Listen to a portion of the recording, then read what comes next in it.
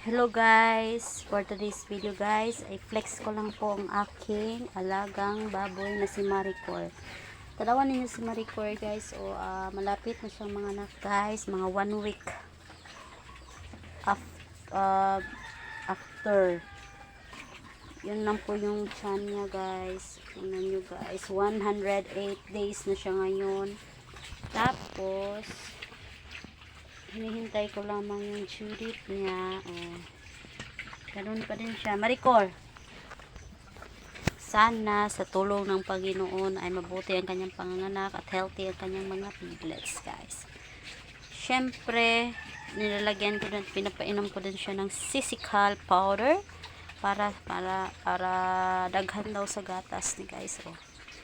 Araw-araw ko siya, at hindi lang po para daghan sa gatas ng sisical powder guys, para usab niyo siya sa bukog, para himsog ang bukog sa atong anay ug dakong tabang kaniya ang sisical powder kada adlaw. So mo ni siya guys. Nawan niyo guys ako Maricor 108 days po ang tiyan niya ngayon guys, at hinaut ko guys sa tabang sa atong Ginoo. Ay, masuko siya. Masuko ka. Ha? Para yung drink ko goy. Yung drinker. Yung kaunan ang cellphone guys. Okay. Bye bye.